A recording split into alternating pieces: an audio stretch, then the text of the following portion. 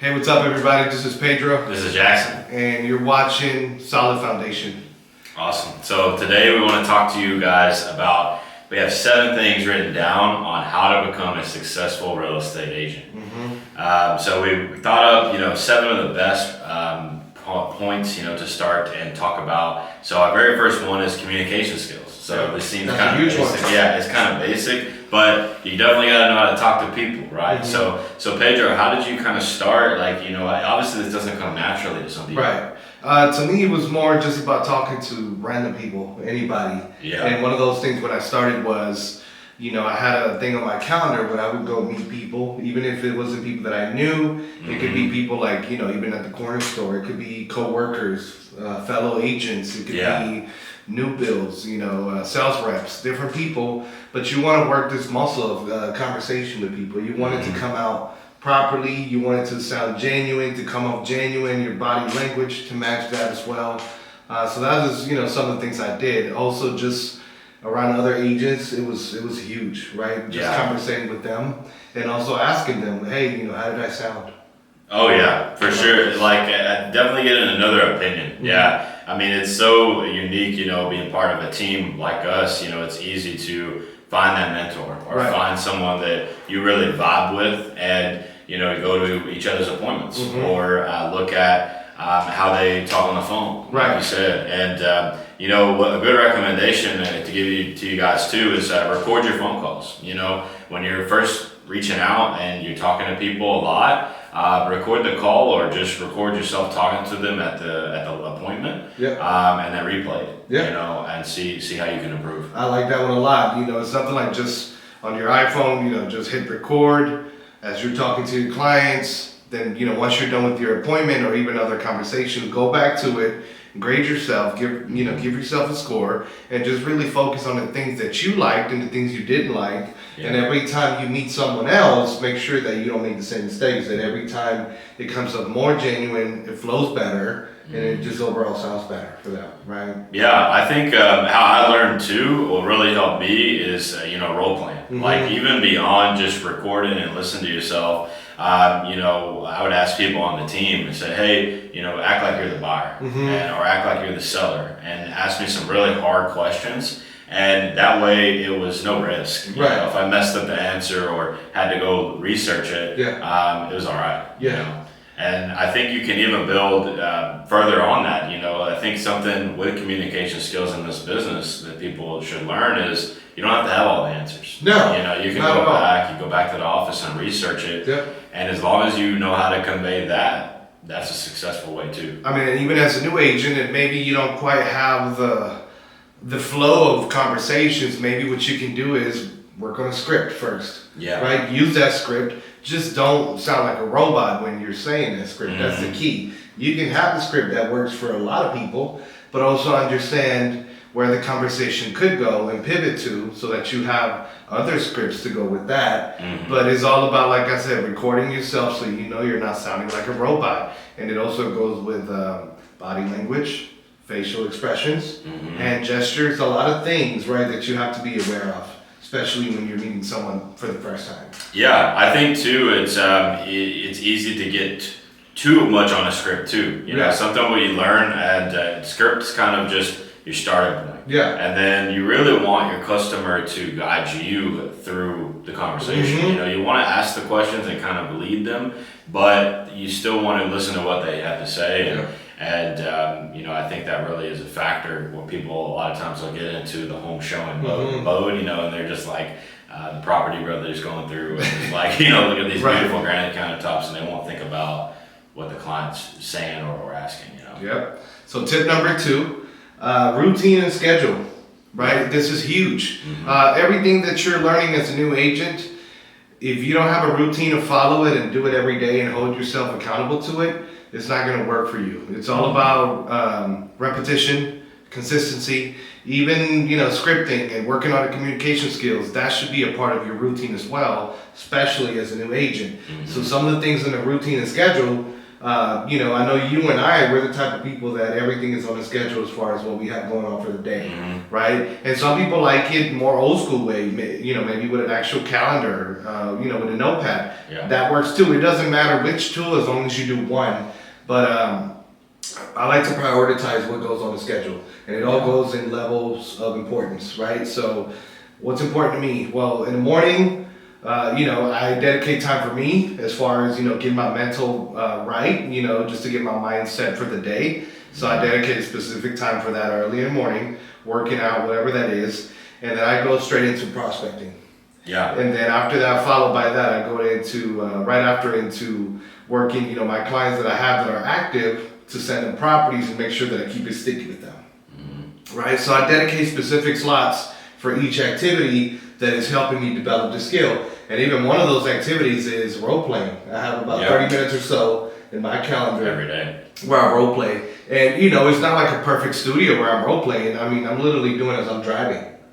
Just casually, conversations. What about you? What's in your schedule? Yeah, no, for sure. I think, before we get my schedule too, I think it's a great point too. Like, this is something that no matter how you do it, you have to do it. You have to do it in this business because nobody's going to tell you to do it. It's a very self-driven career, and we're a salesperson. So you have to get out there, grind, find the people to sell to, and making a calendar and a routine is key. So I'm very similar. I always work in something for me. Most of the time it's in the evening for me, but you put it somewhere because you can't just have all day you're doing work. You're going to get discouraged and burnt out. So you got to remember time for you. And for me, I reflect on why I do it, and I think about why do I help sell homes for people.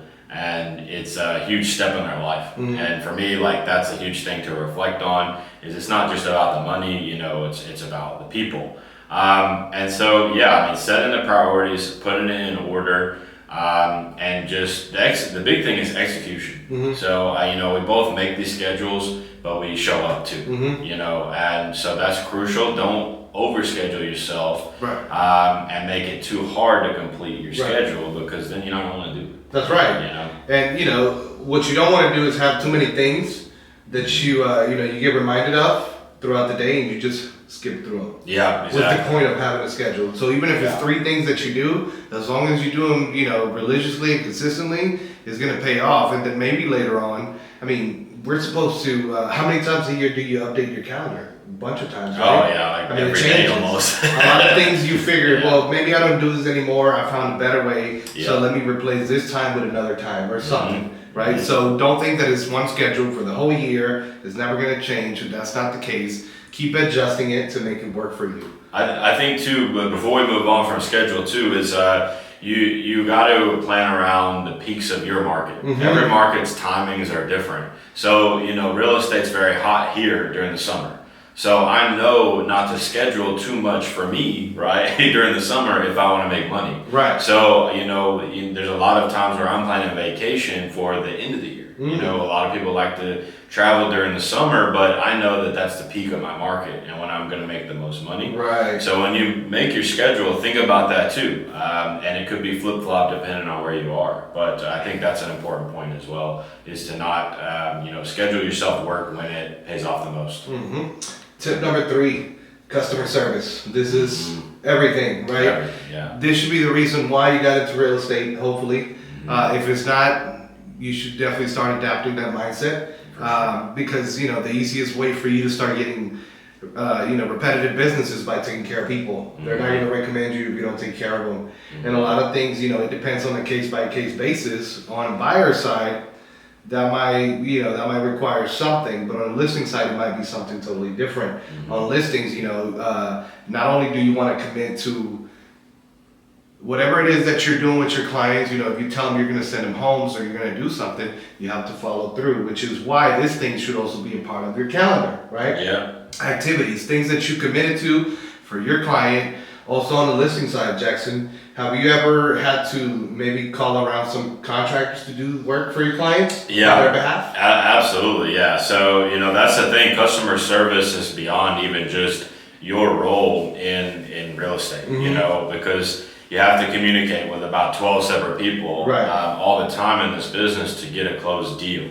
So you have to pick it up quick, and I feel like we separated this from just communication because it is always being happy. You know, we talk about always having, you know, the Cinderella, the Disney, you know, smile on. So it's very much like that. You know, no matter what's going on in the transaction, people are going to look to you to be the knowledgeable You're one, the pro, and you keep calm, and no matter what comes your way, you're able to handle it. And make sure that you have a slotted time available for clients in your calendar. Oh yeah, that is huge, right? That's part of the customer service. From this hour to this hour, I'm dedicated only to clients, right? If they need me for anything, that's number one. As a new agent, you have to be available. Especially listing. Like I said, listings, be available. They're going to call, you know, they're going to get a schedule showing, something's going to go wrong at the house, and they're going to call, and you've got to be available. I mean, the availability in this business is massive, you know, and there are plenty of part-time real estate agents out there that make it happen, but it's hard. Because when you can't answer the phone at 7 p.m. on a weekday, when they need you really bad, that might cost you business. Right, and get ahead of things. If I have a new listing and I committed to, I don't know, 4 open houses, I'm gonna have them already on my calendar, so I know when I need to start preparing for those, when I should probably start the marketing for those, when I should go door knocking, when I should go set up the signs, what type of stuff do I need to have ready for the open house. All those things have to be on my calendar. There's no way I could just remember. Oh yeah, for me too, it really, a lot of times you got to put yourselves in the buyer or the seller's shoes too. Because, you know, if my home was on the market for 100 some odd days and it's not selling and not moving, I mean, who do you think they're going to go to? Right. Who do you think the blame is going to be if you're not doing your job? So you really have to be sensitive and consider that in everything you do, because it's too easy to get lazy, you know, and you've got listings packed up and stacked up, and you're just like, oh, I'm on the beach in Miami, you know, and you just can't do that and stay successful. Right. You know, I think people reach that and forget how they got there. That's right. You know, that's huge. Yeah. Right. As you're coming up, you must be aware of the people that hired you, that depend on you to be available for them. You cannot forget about them, especially if you want that consistent business from them. For sure. So tip number 4 is going to be facilitating solutions, and we covered some of those already as far as like the listing side. But you know, you also have some on the buy side, right? So let's say you meet a buyer that might need credit repair or something.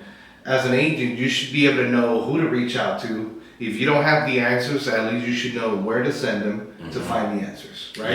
If I know that this client is going to take, I don't know, a few months to get their credit repaired, I'm going to set them up with that person. I'm going to follow up with my client to see how the process is going, and I'm going to step in. Since I made that recommendation, I want to make sure my client knows that I'm going to step in and, you know, expect like follow-ups and feedback from that person as well. So I'm all over the place. I'm there until the end, until the finish line. And that's the key. Some people set clients up with people that would help them, but then they eventually give up on them.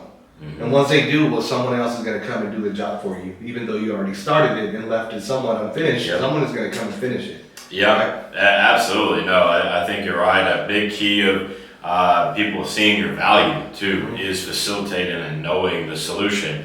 The thing is too, you're going to be asking the hard questions. Like Pedro said, if we have to do credit repair, you got to ask the hard questions. Like, hey, are we sure we have the income here? I don't want you to be house broke, right? And if it comes down to a payment challenge, even if it's not credit or anything like that, there's a challenge with the payment. Well, I can maybe find you something that's cheaper. Are you willing to go further out and still provide them a solution to their home buying journey without having to try too hard. If they're seeing that and you can make that happen, you're going to sell more too. I mean, it's just because they didn't think of it. They would have been like, man, I didn't think that could solve my problem. And if you can do that, I mean, you know, that's how you make real money in the businesses. We're problem solvers. And that's what we do. And, you know, just to kind of segue off of that, on the listing side, you have to be willing to get your hands dirty sometimes, right? There's going to be those situations where, you know, you have the client, you have a potential listing,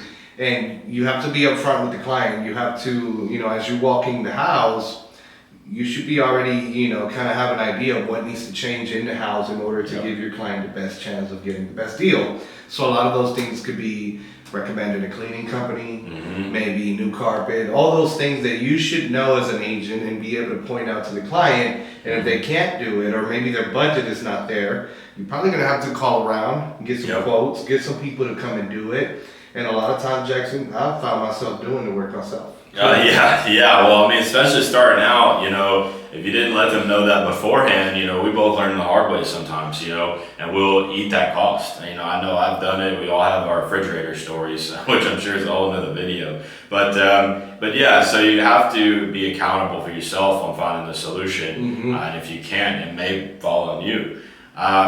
But yeah, the thing is too, we're going to cover this a little bit later, is a different one, knowing your market and if it's required to do the solution too. Especially with listings, that you may not have to make it all brand new and shiny to still sell the house for the amount of money they want to get. Right.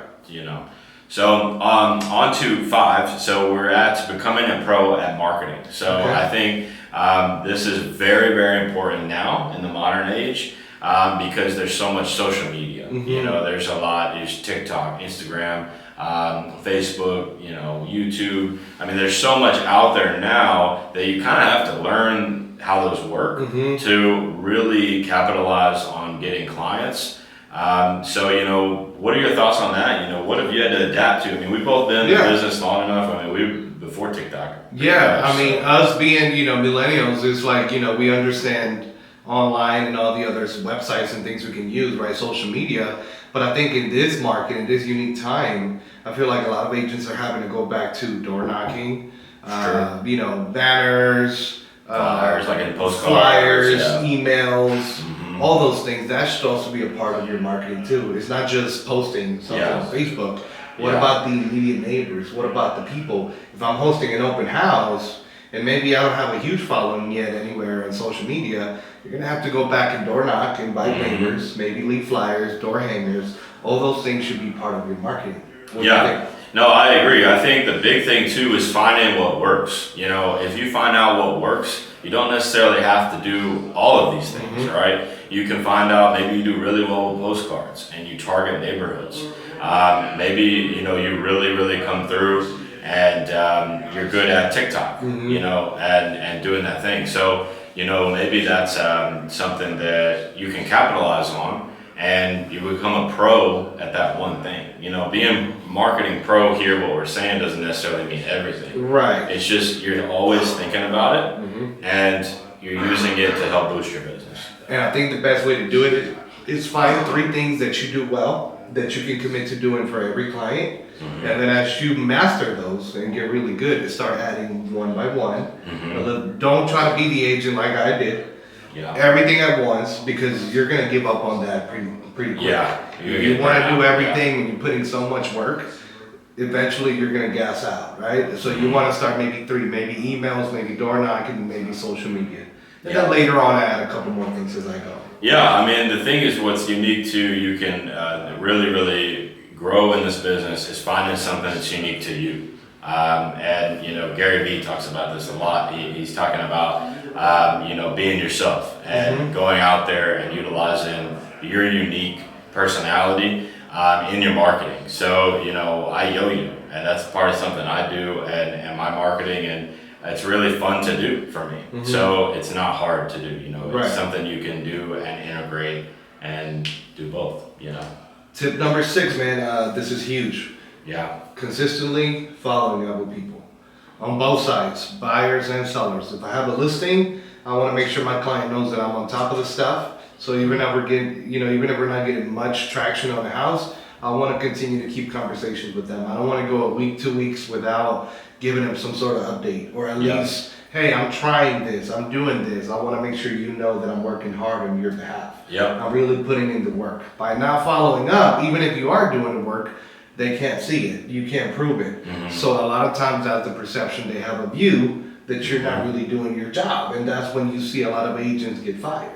Well, I think too, a lot of newer agents make the mistake of telling them I'm too busy, or I'm with another client. Like as soon as I did that for the wrong person one time, in my journey, and and it's very hard to get them back. Okay, so yeah, make it consistent. Make sure you're always making them feel like you're the top priority, right? Or the client's the top priority, because that way, they're gonna feel good about it. But also, I think something we hear a lot in the business is, agents get ghosted. Mm-hmm. Like, what would you tell agents that got ghosted, to how to improve, to follow up? I would say my number one question, when a mentee of mine comes and tells me, hey, I got ghosted, my first question is, how was your first showing? Mm-hmm. Did you actually did you bring value to the client? Because Yeah. if you didn't, that's probably the reason why they ghosted you. Yeah. And, the way you conveyed that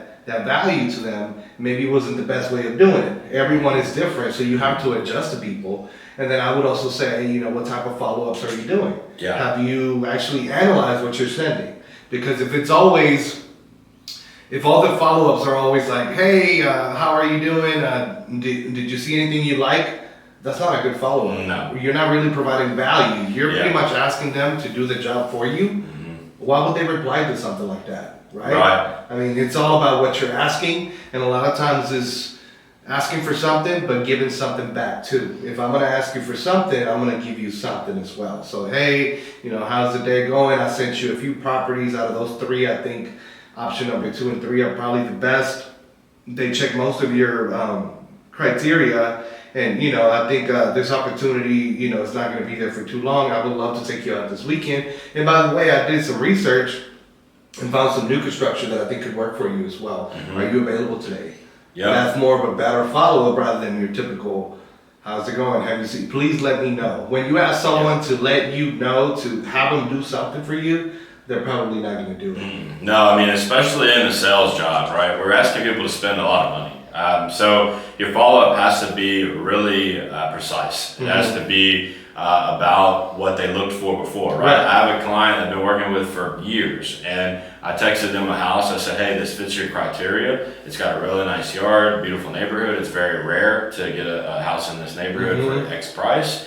So I think we should jump on it. I know you guys were looking for something in this price, and that's how you want to get them where they know you were listening. You remember them even after years, months, weeks.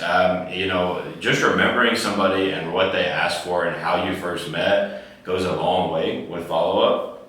And then I think the consistent part of it is there's a single-digit percentage of agents that follow up more than 10 times, but there's a huge percentage of buyers who buy after that 10th, 12th, 11th, 12th follow-up. Yeah. So you have to just keep doing it, even if you're perfecting your message, even if you're just starting out. It's just the fact of the matter of keep doing it, because then eventually they're going to remember you, and you're going to be the top of mind. It goes back to whoever's the closest to me, that's who I'm going to use. Even Yeah. if you put in all this work for months, you gave up on the 8th follow-up. Someone else is going to come in, do 2 more follow-ups, and they got the contract. They're going to make it. Right? And it goes back to the communication skills. When I'm talking to them, I'm asking all these questions that are very intentional to get to know them and what they want. So when I do follow up, I have content, I have something of value to bring to them.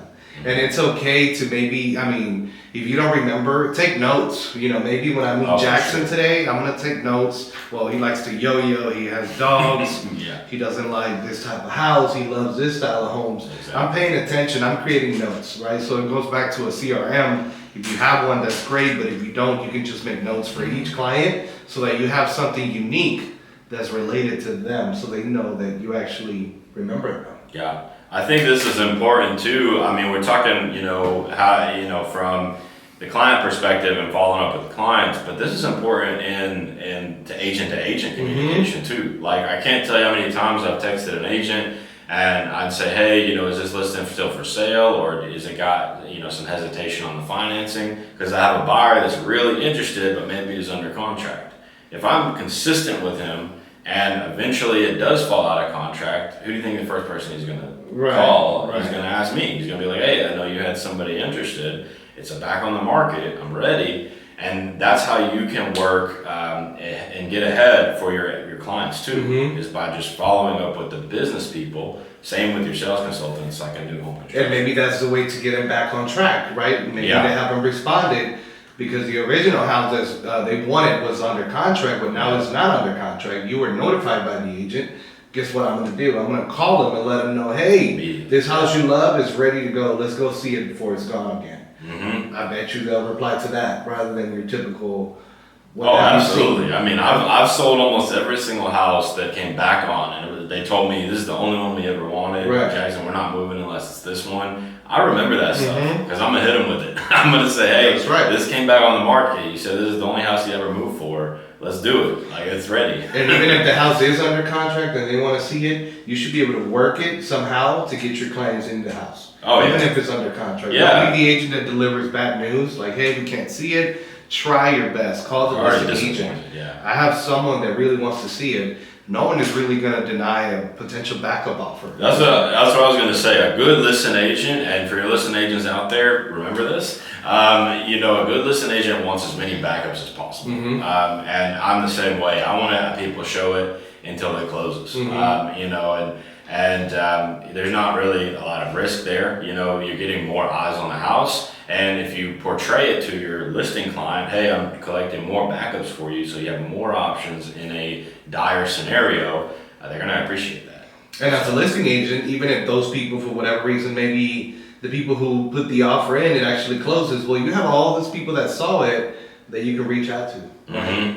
All these other agents that show the house, you can reach out to, hey, I have another listing coming up pretty similar to this one. So you're creating a database within a database. Right? Exactly. Tip number 7, this is huge. Market research, right? How can you do real estate if you don't know what's going on in your market, in the city? Do you know your city? Do you know what areas are considered good areas? What areas are popular? What areas are for what specific, necessity, right? Maybe some people just want a specific school, specific district, specific. You want to know a little bit about everything in your market. Where are the new builds? Where are, new construction, older homes, historical homes, downtown homes, freshly built homes, modern homes, all that stuff. You want to know what's going on, but other than that, you want to know the trends on the market. What is the average sales price in your market? Exactly. What is the amount of days that the houses stay on the market? What's something you do to learn your market? So something I do to help learn the market, and definitely this is super important because you got to think about people are moving normally from very far away. I mean, they're moving from cities, maybe states over, maybe even countries over, and they're coming here. So they don't know, what school district's popular. They don't know, the stuff that you're talking about. So that's why it's so important. But what I do is I look on the MLS every day. Like in the morning, I pull it up. I'm looking at all the new listings of the day. Right. So I'm looking at that to pay attention to what's selling at a high price. Why is it high, right? Is it a lot of land? Is it a really nice house? The other thing you can learn is, the new construction. That's a great point. You can see where the new construction is as you're looking on the MLS. Then you can see, what a pre-owned in the same area selling for, right? So you're doing MLS every day. I think something I always look at is, Google your market every day too. Say we're San Antonio, so, the San Antonio real estate market. You're going to get like tons of articles that have an opinion about something. So definitely doing that every day is huge. And then as you get a good base and you're showing a lot of homes, it does come a little naturally too. Maybe you get a lot of scheduling for Johnson High School or Reagan High School. You're getting a lot in that area. So pay attention to zip codes. Right? Yeah, pay attention to where you're showing the most. And there's going to be a reason, right? Whether it be school, whether it be good tax value, good price, just in general. I mean, you're going to keep up with that as you go. The last thing I'll say too on that I really like is your market forecast. So San Antonio market forecast, for example, is coming up. And that one, paying attention to those presentations and the economists there is going to be a huge deal as well. So Jackson, some of the tools, we have the MLS. In San Antonio, we have a specific website from a college university who actually develops all these market indexes and all these different things that we can use to learn a market. But to me, you can't skip the old school way. driving around, putting the time in, asking builders what type of product you have, what are the benefits, and also don't forget your coworkers, other agents that are more experienced. You know, what attracts people to the northwest side of town? Why people usually go outside of 1604 freeway? Well, no city taxes outside of the city limits. All those things, you know, if someone says, the client says, you know, I'm looking for this specific type of property, and you can find them a better reason as to why they should consider this other side of town, you gotta have a strong enough reason, and it gotta be a valid one. Right? And that's how you demonstrate that you know the area, the neighborhoods, the market, the prices, all that stuff. The thing is too, is just asking, like you said, asking the listing agents, asking coworkers, hey, I have someone looking at these criteria, you know, where can I find it? Because that's a big deal too. And definitely starting out, I would just ask, like, I know this was not for the fit for them, but do you have other listings? Right. And where are they at? Right. And that are similar. So that's a huge deal. All these tips we just talked about, all the 7 tips, this should be a part of your calendar. It goes back to the initial question, you know, how to become a successful agent in real estate, especially as a newer agent. All these things, whenever you create your calendar, you should have a slot for each item, each one of these. Market research, daily market research, study your job 15 minutes a day, role play time, customer service, availability for clients, you know, market research, you know, and another one that I like to add too is volunteer and shadowing, right? If I work at a place and I see some people that are really killing it and they're doing really good, why would I not go ask them what they're doing? You know, could I buy you a coffee? You know, just could I sit with you for a second and maybe share some, you know, some thoughts with you? No, that's a great example. I mean, it's huge to be able to go out with, you know, somebody that is a very high performer and literally just watching what they do, because it's successful. You can make it your own, you know, and see just an example of how to do it, and you're off and going, you know. Volunteer, you know, can I shadow you? You know, do you have an appointment I can come with you? Do you have a listing appointment? Open house is super easy. Open houses, can I be there? Co-host open house, that'd be great. Even if you're just standing there not doing much, take your notes, grade yourself, go back to looking at yourself in the mirror, just like the way you recorded your calls and your, you know, your conversations. Grade yourself. You know, what am I not doing that they're doing that makes them successful? It goes back to that. So in this video, we want to make a book recommendation. You want to tell the name of the book? Yeah, for sure. So the book is called Exactly What to Say. It's by Phil M. Jones. It's an excellent book. We both went through it thoroughly. We even met Phil Jones, which is a really cool experience. But he has a full breakdown. You know, if you're having trouble selling and you're having trouble not knowing what to say to consumers, that book covers everything. I mean, what's a good takeaway you learned out of it? I mean, he has specific magic words that I like that. Yeah, I like those. He even has a version of this book that's for real estate. So Exactly What to Say for real estate agents. Both books are amazing. It's not so much, he talks about not so much countering what the client is saying, but understanding and making them see something that they haven't considered before. Right? No, his big thing is curiosity. Curiosity, staying curious and you know, really figuring out what they want and how to figure out your conversation to go into, boom, making that sale. And just imagine, you know, this book is just a tool, right? Imagine getting some good stuff out of this book, applying it, and then mixing it with your daily scripting, your daily role playing, daily practice. That's how you become a great agent. That's how you can, out of nowhere, go to a 7-Eleven, right? And establish a full-blown conversation that somehow turns into real estate. Neighbors, don't forget neighbors. Do local events in your neighborhood. Go meet people. Shake hands. To me, it's all about how many people are you conversating with on a daily basis. Right? So with that being said, guys, thank y'all so much for watching. Jackson, do you have anything just to say? No, thank you guys so much. Hopefully you learned something out of our 7 ways to become a successful real estate agent. Of course, we're going to continue videos and you have much more information out there. So thank you guys so much for listening. Like and subscribe. It really helps us out. And we'll see you in the next one. Thanks. Cool.